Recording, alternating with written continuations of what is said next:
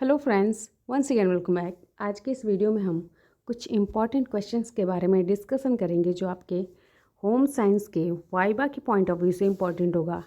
ये सारे क्वेश्चन आपके वाइबा में अक्सर पूछे जाते हैं, ठीक है। आपके एग्जामिनर के द्वारा अक्सर ये सारे क्वेश्चन पूछ लिए जाते हैं और आप लोग भी एग्ज़ाम के बाद अब वाइबा की प्रिपरेशन में लगे होंगे, तो एक तरह से आपको भी आइडिया लग जाएगा कि किस तरह का क्वेश्चन आपके वाइबा में पूछा जाता है, ठीक है। वैसे तो ये कोई ऐसा नहीं है कि आपको ब्रॉड लेवल पे इसका एक्सप्लेनेशन देना है, नहीं। जितना छोटा आंसर रहता है उतना सही रहता है। छोटा और सटीक आंसर लिखना तो है नहीं, आपको बताना है, ठीक है। तो इस तरह से आपको भी पता है, आपने सेकेंड ईयर में वाइवा दिया हुआ है, तो इसमें कोई डाउट नहीं है। और थर्ड ईयर में ये एक तरह से आपको ये पता लग जाएगा कि किस तरह का क्वेश्चन पूछा जाता है, ठीक है। क्योंकि आप लोगों के भी 4 पेपर हैं और ये बहुत सारा कन्फ्यूज़न भी बना होगा कि किस तरह का क्वेश्चन पूछा जाता होगा, ठीक है। तो जहाँ तक मेरा एक्सपीरियंस है, मैंने देखा हुआ है ये सारे क्वेश्चन लगभग एवरी ईयर पूछ ही लिए जाते हैं। तो मैंने उन सारे क्वेश्चंस को ऐड करा हुआ है जो आपके वाइवा के पॉइंट ऑफ व्यू से इम्पॉर्टेंट हैं, ठीक है। तो इस बार भी हो सकता है कि पूछ लिया जाए और पूछा ही जाएगा, इसमें कोई डाउट नहीं है, ठीक है। तो चलो स्टार्ट कर लेते हैं और देख लेते हैं इन सारे क्वेश्चंस को, ठीक। तो चलो देखते हैं। देखो, सबसे पहले एक क्वेश्चन पूछा जाता है, मैंने उसको भी ऐड करा हुआ है, उसको भी हम लोग देखेंगे। आपके सब्जेक्ट से रिलेटेड, ठीक है। आप लोगों का 4 पेपर है, आप लोग चारों पेपर का नाम अच्छे से याद करके जाना, ठीक है। जिसको नहीं याद होगा, याद तो होगा ही, इसमें कोई डाउट नहीं है, लेकिन फिर भी हम एक बार उसको भी रिवाइज कर लेंगे, ठीक है। तो सबसे पहला क्वेश्चन है कि विटामिन कितने प्रकार के होते हैं। तो देखो, विटामिन में बहुत सारा कन्फ्यूज़न होता है, बच्चों को बहुत सारा विटामिन में कन्फ्यूज़न होता है कि विटामिन 6 प्रकार के होते हैं, 4 प्रकार के होते हैं, 10 प्रकार के होते हैं, 12 प्रकार के होते हैं। तो इस तरह से नहीं बताना है, इस तरह से पढ़ के नहीं जाना है। विटामिन आपके 2 प्रकार के होते हैं, ठीक है। विटामिन कितने प्रकार के होते हैं, तो आपके 2 प्रकार के होते हैं, एक वसा में घुलनशील और एक जल में घुलनशील, ठीक है। वसा में घुलनशील और जल में घुलनशील, ये 2 तरह के विटामिन होते हैं। ये आपका टाइप है। आप जो 6 प्रकार का 4 प्रकार का बताते हो, वो विटामिन का टाइप नहीं है, वो टाइप के अंदर आते हैं, ठीक है। तो वसा में कौन कौन से आते हैं, तो वसा में आपके 4 प्रकार के विटामिन आते हैं। कौन कौन से? ए, डी, ई, के, ये आपके वसा में घुलनशील विटामिन है। और जल में घुलनशील विटामिन कौन कौन से हैं, तो बी और सी, ये आपके जल में घुलनशील विटामिन है। तो आपके विटामिन कितने प्रकार के होते हैं, तो विटामिन आपके 2 प्रकार के होते हैं। कौन कौन से? तो वसा में घुलनशील और जल में घुलनशील। आप इसी प्रकार को, इसी टाइप को वाइबा में बताओगे, ठीक है। अब आपके एग्जामिनर के द्वारा पूछ लिया जाएगा कि वसा में घुलनशील कौन कौन से विटामिन होते हैं, तो ये भी आपको रेडी रखना होगा। वसा में घुलनशील आपके 4 तरह के होते हैं और जल में घुलनशील, वाटर में सोल्यूबल, आपके 2 होते हैं, बी और सी, ठीक। तो इन सारे क्वेश्चंस को आप लोग, जो मैंने ऐड नहीं करा हुआ है, जो बन सकते हैं वो भी मैं इसमें बीच बीच में आपको बताती चलूँगी, ठीक है। तो विटामिन आपके कितने प्रकार के होते हैं, 2 प्रकार के होते हैं, वसा में घुलनशील, जल में घुलनशील। वसा में आपके ए, डी, ई के, और जल में आपके 2 होते हैं, बी और सी, बी और सी, ठीक है। और आपको ये विटामिन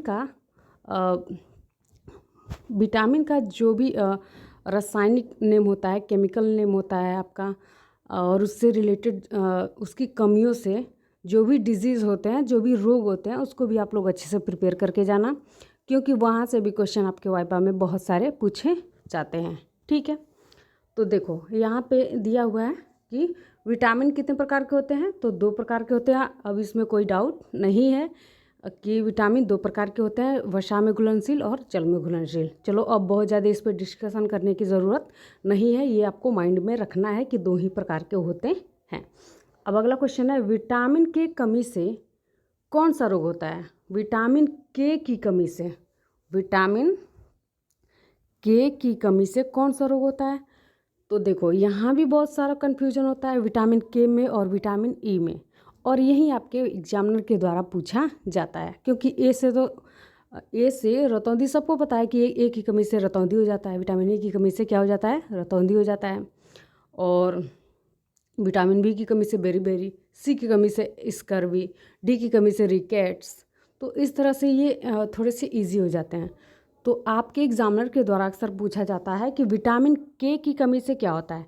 तो ये माइंड में रखना, आप लोग इसको अच्छे से देख लेना कि विटामिन के की कमी से आपका क्या होता है। तो रक्त का थक्का नहीं जमता, रक्त का थक्का नहीं जमता। जब हमारे जब विटामिन हमारे शरीर में विटामिन के की कमी हो जाती है तो रक्त का थक्का नहीं बन पाता है। ठीक है, विटामिन के की कमी से रक्त का थक्का नहीं बनता है। दूसरा पॉइंट है विटामिन ई की कमी से कौन सा रोग होता है। तो विटामिन ई की कमी से आपका बांझपन हो जाता है। क्या हो जाता है, बांझपन हो जाता है। विटामिन के की कमी से आपका रक्त का थक्का नहीं बनता, और विटामिन ई की कमी से, विटामिन ई की कमी से आपका क्या हो जाता है, तो बांझपन होता है। ठीक है, इसको अच्छे से तैयार कर लेना, देख लेना। ठीक, उसके बाद है विटामिन ए के स्रोत। तो ये विटामिन ए के ब्रॉड लेवल पे सोर्स हैं पपीता, गाजर और पीले फल। ये जो भी पीले फल होते हैं, पपीता है, गाजर है, इसमें आपका विटामिन ए कैरोटीन के फॉर्म में होता है, जो हम लेते हैं तो हमारे अंदर कुछ ऐसे तत्व पाए जाते हैं जो क्या करते हैं, तो इसको विटामिन ए में कन्वर्ट कर देते हैं। तो कैरोटीन को आप एक तरह से विटामिन ए मान सकते हो। ठीक है, तो विटामिन ए सबसे ज़्यादा किस में पाया जाता है, तो पपीता में पाया जाता है, गाजर में पाया जाता है और पीले फलों में पाया जाता है। इसमें कोई डाउट नहीं है। सबसे ज़्यादा आपका गाजर में पाया जाता है। सबसे ज़्यादा किस में पूछा जा सकता है कि विटामिन ए सबसे ज़्यादा किस में पाया जाता है, तो गाजर में। मैंने वैसे सुना हुआ है कि प्रोटीन में पूछते हैं कि सबसे ज़्यादा प्रोटीन किस में पाया जाता है, तो ये सबको पता है कि प्रोटीन सबसे ज़्यादा सोयाबीन में पाया जाता है और मांस मछलियों में पाया जाता है। ठीक है, अगर सबसे ज़्यादा पूछता है तो वो सोयाबीन है। ठीक है, सबसे ज़्यादा प्रोटीन किस में पाया जाता है, तो वो है सोयाबीन। और उसके बाद मांस है, मछली है, अंडा है, दूध, दही, ये सब में सब क्या है, प्रोटीन के अच्छे सोर्स हैं। दालें हैं। ठीक है, तो ये आप लोग देखो, आप लोगों को ये पता है, आई नो कि आप लोगों को ये सब पता है, बस एक तरह से एक रिवीजन हो जाएगा आपको। ठीक है, तो चलो अगला क्वेश्चन देख लेते हैं। देखो यहाँ पे मैंने चारों पेपर का नाम ऐड करा हुआ है, इसको अच्छे से तैयार कर लेना, अच्छे से इसको याद कर लेना, क्योंकि ये आपका फर्स्ट क्वेश्चन होता है आपके एग्जामिनर के द्वारा। ये आपका फर्स्ट क्वेश्चन होता है कि आप अपने चारों पेपर का नाम बताइए, या आपने कितने पेपर दिए हैं होम साइंस में। तो आपने 4 पेपर दिए हैं, इसमें कोई डाउट नहीं है, और चारों का नाम बताइए। तो पहला क्या है, तो पहला है बाल विकास, यानी कि चाइल्ड डेवलपमेंट, इसको सीडी भी कह सकते हैं, सीडी। ठीक है, चाइल्ड डेवलपमेंट। उसके बाद है एक्सटेंशन एजुकेशन यानी कि प्रसार शिक्षा। उसके बाद है फूड एंड न्यूट्रिशन, आहार एवं पोषण। ठीक है, ये आपका तीसरा पेपर है। उसके बाद चौथा है क्लॉथिंग एंड टेक्सटाइल, यानी कि वस्त्र एवं परिधान। ये आपके कुल 4 पेपर हैं, और ये आपके एग्जामिनर का फर्स्ट क्वेश्चन है। ये पूछते ही हैं, इसमें कोई डाउट नहीं है। तो इन चारों को अच्छे से प्रिपेयर कर लेना। पहला क्या है, तो बाल विकास। दूसरा क्या है, प्रसार शिक्षा। तीसरा क्या है, आहार एवं पोषण। चौथा क्या है, वस्त्र एवं परिधान। ठीक है, इसको अच्छे से याद कर लेना। उसके बाद है औपचारिक शिक्षा किसे कहते हैं, यानी कि फॉर्मल एजुकेशन किसे कहते हैं। फॉर्मल एजुकेशन किसे कहते हैं, तो ये भी आपके एग्जामिनर के द्वारा पूछा जाता है। वैसे आपके पेपर में आता कि शिक्षा कितने प्रकार के होते हैं, तो शिक्षा 2 प्रकार के होते हैं। शिक्षा कितने प्रकार के होते हैं, 2 प्रकार के। पहला फॉर्मल और दूसरा होता है नॉन फॉर्मल, यानी कि औपचारिक शिक्षा और अनौपचारिक शिक्षा। तो अभी हम लोग जानेंगे कि औपचारिक शिक्षा किसे कहते हैं।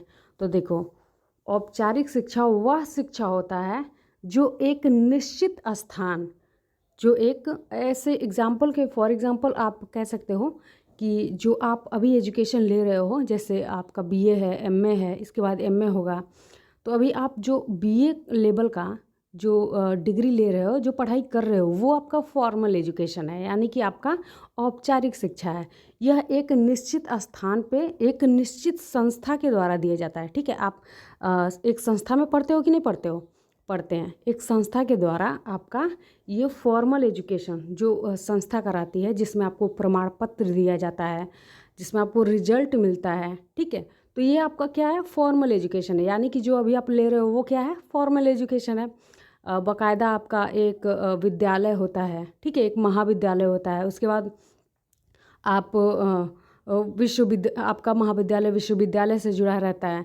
तो ये कुल संस्थाएं मिल के आपको एजुकेशन देने का और उससे रिलेटेड रिजल्ट देने का कार्य करते हैं। उसी तरह अनफॉर्मल एजुकेशन होता है, जिसमें किसी भी प्रकार का कोई फिक्स पाठ्यक्रम नहीं होता।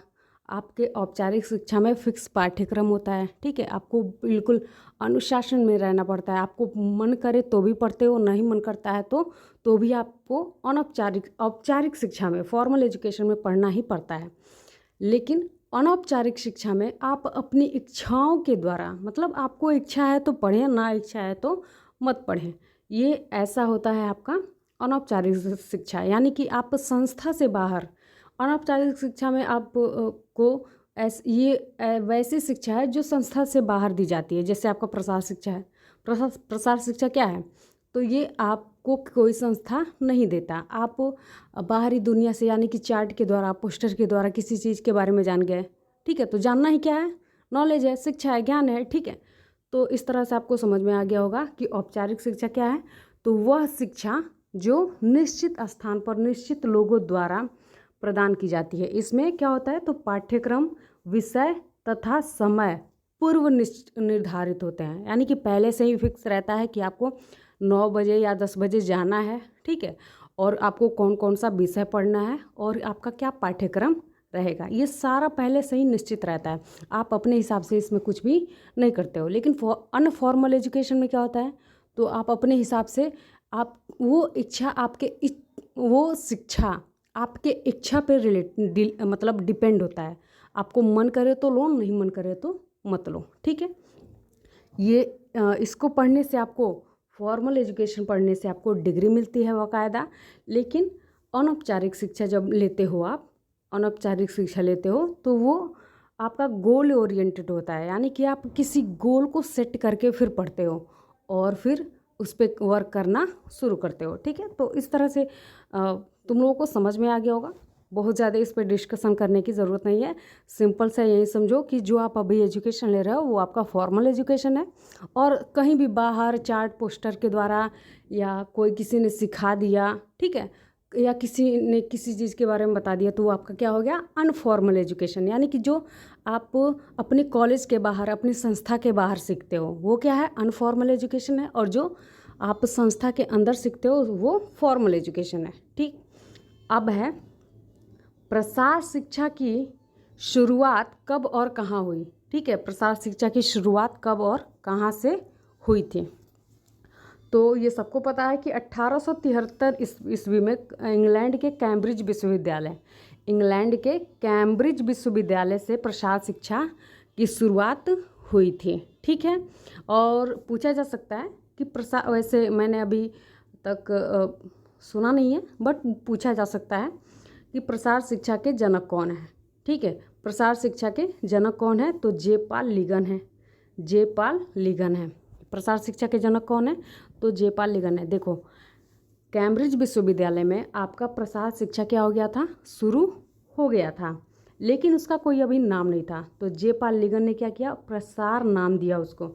जेपाल लिगन ने इस एजुकेशन को प्रसार नाम दिया, प्रसार शिक्षा नाम दिया। तो इसलिए ये आपके प्रसार शिक्षा के जनक कहे जाते हैं, और इन्होंने ही प्रसार शब्द का सर्वप्रथम प्रयोग किया था। ठीक है, तो ये भी क्वेश्चन पूछा जा सकता है कि प्रसार शब्द का सर्वप्रथम प्रयोग किसने किया था? तो जेपाल लिगन ने। ठीक है, देखो आपका ये जो क्वेश्चन है कि प्रसार शिक्षा के जनक कौन है, तो जेपाल लिगन। अगर पूछ लिया जाता है कि इंडिया में इसके कौन जनक हैं, तो वो है एन सिंह, के एन सिंह, ठीक है। तो के एन सिंह आपके इंडिया में प्रसार शिक्षा के जनक हैं। ऐसे पूछा जाएगा कि प्रसार शिक्षा के जनक कौन है, तो जयपाल लिगन है।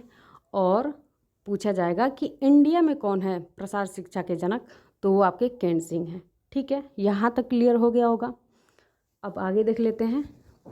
ये भी इम्पॉर्टेंट, ये सारे क्वेश्चन आपके इम्पॉर्टेंट है जो आपके वाइवा में पूछे जाते हैं, ठीक है। और वीडियो को लाइक शेयर करते रहना और चैनल को सब्सक्राइब कर लेना, और ये अपने दोस्तों के साथ मतलब दोस्तों के साथ शेयर कर देना ताकि उनको भी वाइवा से पहले ये सारे क्वेश्चन मिल जाएं, ठीक है।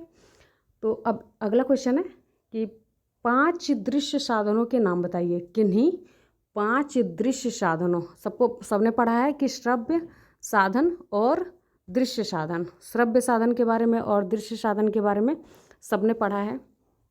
तो श्रव्य साधन क्या क्या होते हैं, तो जिनके द्वारा शिक्षण का कार्य सुन के किया जाता है वो क्या होते हैं, तो श्रव्य साधन होते हैं। दृश्य साधन कौन से होते हैं, तो जिनके द्वारा देख कर, ठीक है, जिनके द्वारा देख कर शिक्षण का कार्य किया जाता है तो क्या होते हैं, तो दृश्य साधन कहे जाते हैं, विजुअल एड्स कहे जाते हैं, जिसमें आपका आता है चार्ट, पोस्टर, प्रदर्शनी, फ्लैश कार्ड, स्लाइडर, लिफलेट।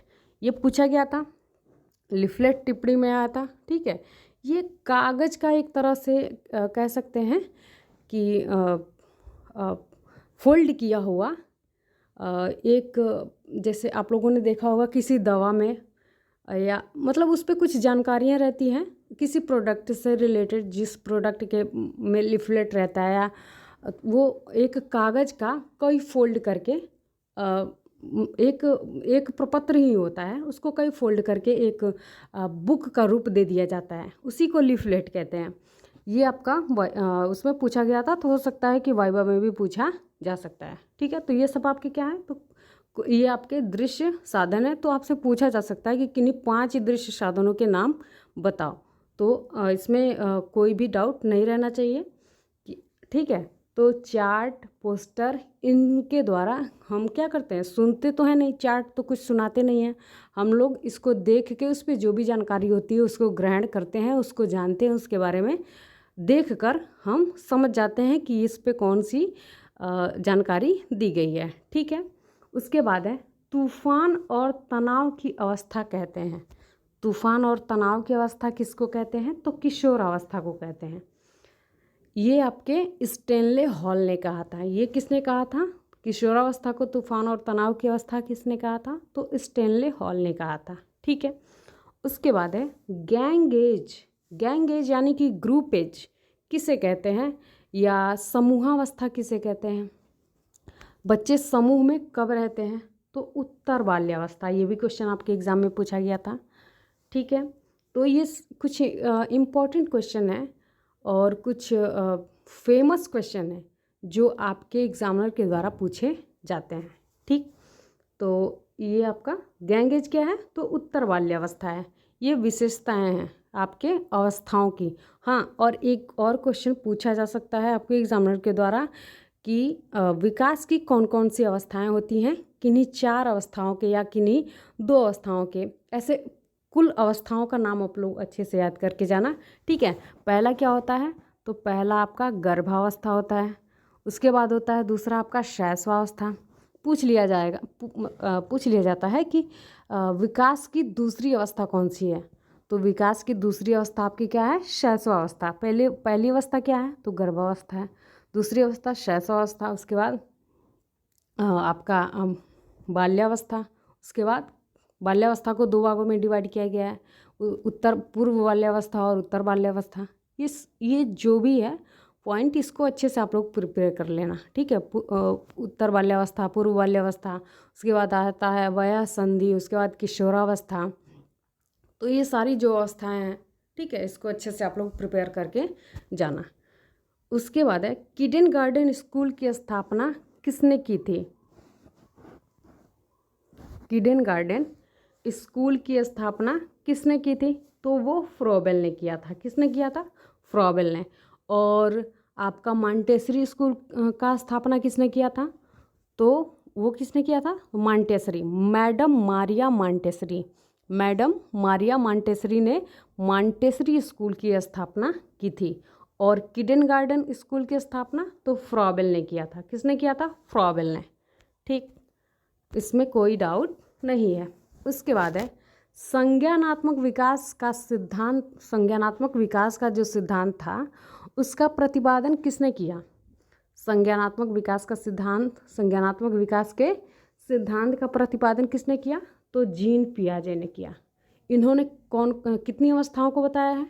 ये भी पूछा जाता है कि संज्ञानात्मक विकास की कौन कौन सी अवस्थाएं हैं या कितनी अवस्थाएं हैं। तो कुल 4 अवस्थाएं हैं। कितनी अवस्थाएं हैं? 4। पहला है संवेदी पेशीय अवस्था। ठीक है, संवेदी पेशीय अवस्था जो आपका 0 से लेकर 2 वर्ष तक माना जाता है। ठीक है, उसके बाद है पूर्व संक्रियात्मक अवस्था जो आपका 2 से 7 वर्ष माना जाता है। उसके बाद आता है मूर्त संक्रियात्मक। उसके बाद आता है औपचारिक संक्रियात्मक अवस्था जो आपका 11 से 15 माना जाता है। ठीक, ये सारी संज्ञानात्मक विकास की अवस्थाएं हैं और ये कुल कितनी हैं? तो 4 हैं। इनको किसने दिया था? तो जीन पियाजे ने दिया था। ठीक, आगे देख लेते हैं। अब है गर्भावस्था में अतिरिक्त कैलोरी कितना दिया जाता है? गर्भावस्था में अतिरिक्त कैलोरी दिया जाता है कितना? तो 300। जनरली किशोरावस्था में जितना दिया जाता है उतना गर्भावस्था में भी दिया जाता है, लेकिन गर्भावस्था में क्या किया जाता है? 300 प्लस कर दिया जाता है। जैसे आपका मान लो 2500 किलो कैलोरी है। ठीक है, अगर किशोरावस्था में 2500 किलो कैलोरी दिया जाता है एक किशोर को, तो उसमें क्या किया जाता है? गर्भावस्था में आपका प्लस कर दिया जाता है 300, यानी कि 300 आप गर्भावस्था में अतिरिक्त कैलोरी दिया जाता है। ये भी आपके एग्जामिनर के द्वारा पूछा जाता है। विटामिन का भी पूछ लिया जाता है। तो विटामिन 15 ग्राम विटामिन, देखो जितना वजन होता है आपका जो पुराना आरडीए है उसी के हिसाब से आपको चलना है।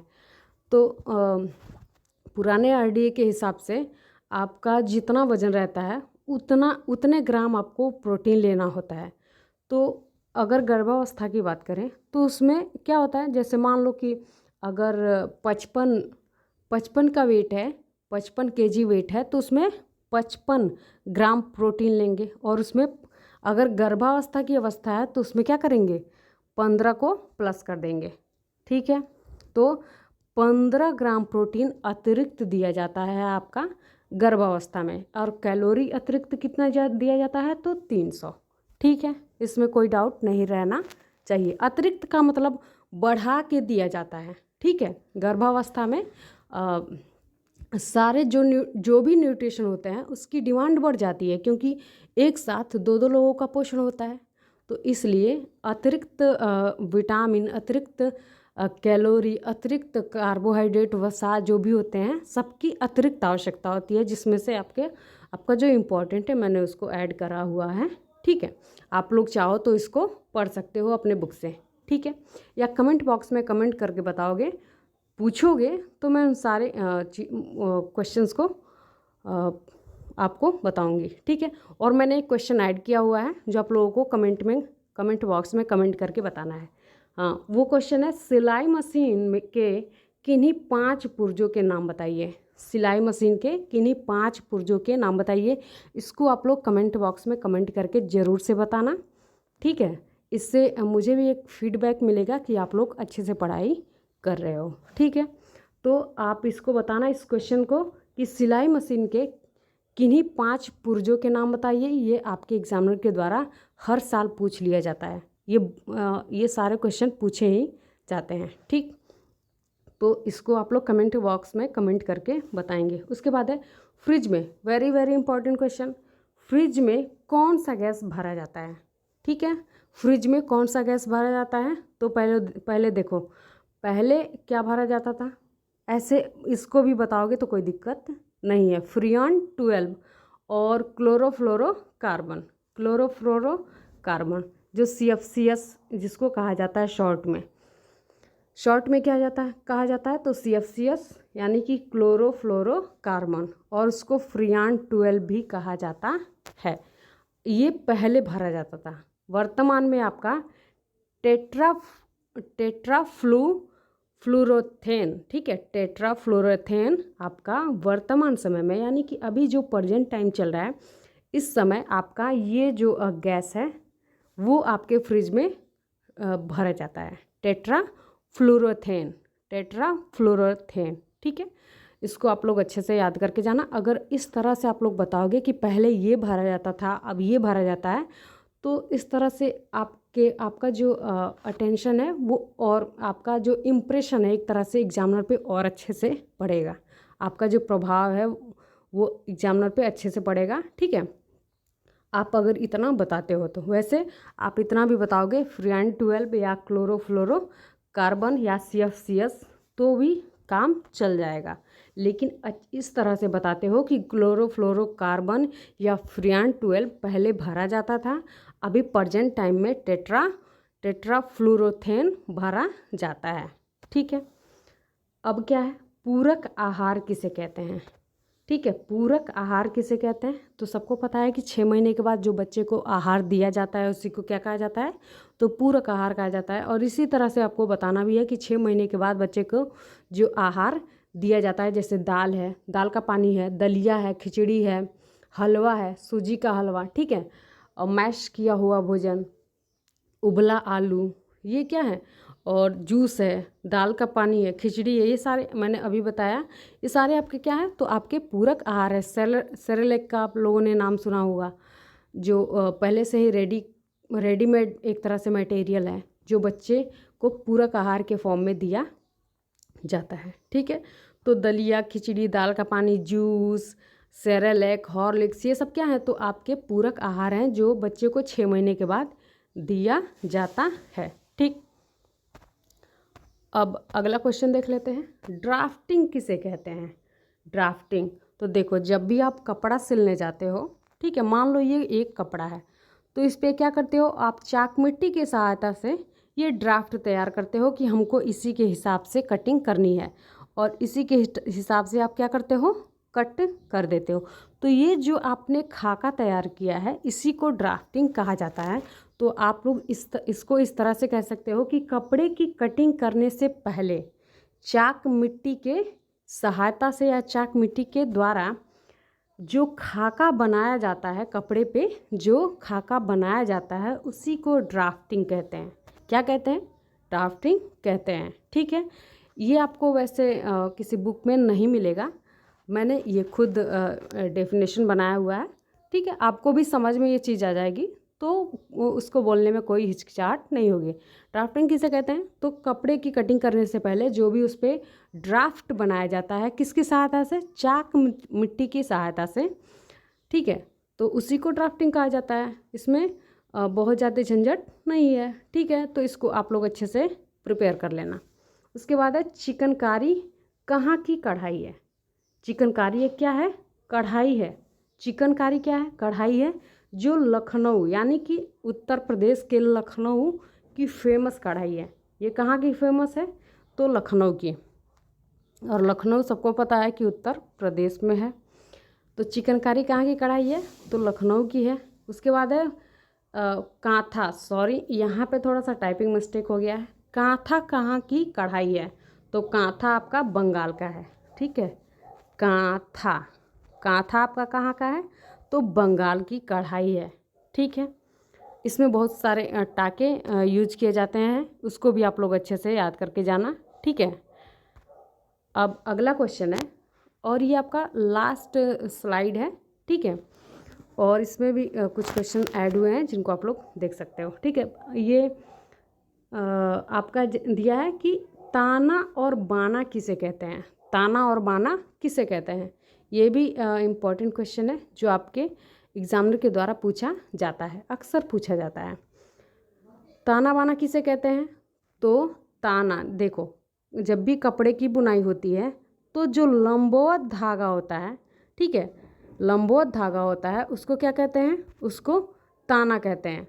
और जो क्षैतिज धागा होता है जिससे भराई का कार्य होता है उसको क्या कहते हैं, तो बाना कहते हैं।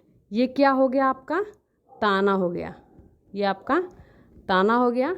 और ये जो क्षैतिज यानी कि सपाट जो है, देखो यहाँ इस तरह से ये आप लोगों को भी समझ में आ गया होगा कि ये जो लंबाई में जो धागे गए हैं वो क्या है, ताना है, और जो सपाट में यानी कि चौड़ाई में जो धागे गए हैं वो क्या है, बाना है।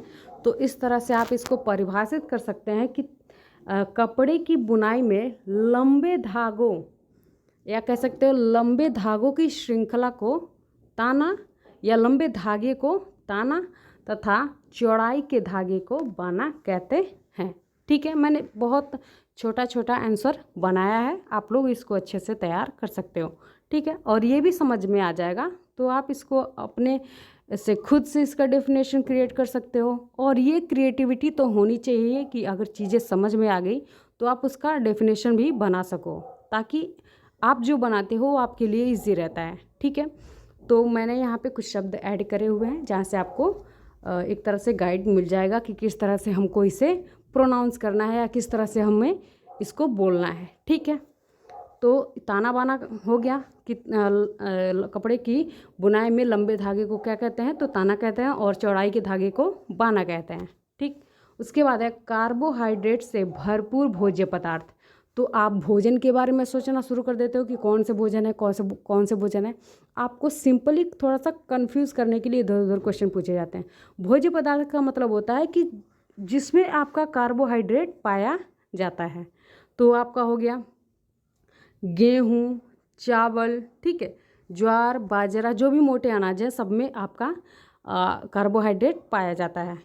गन्ना है, ठीक है, गन्ना है, चुकंदर है, आलू है, गोभी है, इन सब में आपके कार्बोहाइड्रेट पाए जाते हैं। आप लोगों ने देखा होगा कि जो शुगर के मरीज़ होते हैं उनको ये नहीं दिया जाता, आलू नहीं दिया जाता, गोभी नहीं दिया जाता। ठीक है, उसके बाद ये बाजरा वगैरह, मक्का वगैरह, चावल, ठीक है, गेहूं में भी पाया जाता है, लेकिन फिर भी गेहूं वो खा सकते हैं। अब ऐसा थोड़ी है कि बिल्कुल ही नहीं खाना है, थोड़ा बहुत तो चाहिए, थोड़ा बहुत मात्रा तो सबकी चाहिए। ये क्या होता है, थोड़ा सा अनबैलेंस हो जाता है, इसलिए इसको बैलेंस में रखने के लिए ये सारी चीज़ें छोड़नी पड़ती हैं आपके शुगर के मरीजों को। ठीक है, तो ये गेहूँ, चावल, ज्वार, बाजरा, मक्का, गन्ना, चुकंदर, आलू, गोभी, इन सब में क्या पाया जाता है, तो आपका भरपूर मात्रा में कार्बोहाइड्रेट पाया जाता है।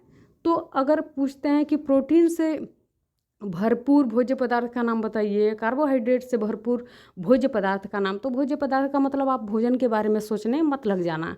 भोज्य पदार्थ का मतलब होता है कि वो जिसमें पाए जाते हैं, तो वो जो भी प्रोडक्ट होंगे, वो जो भी मटेरियल होगा, आप उसी को बता देना। ठीक है, तो इस तरह से आप लोगों को भी समझ में आ गया होगा। ठीक है, तो ये सारे क्वेश्चन इंपॉर्टेंट है, आप लोग इसको अच्छे से प्रिपेयर करके जाएंगे। ठीक है, थैंक यू वेरी मच।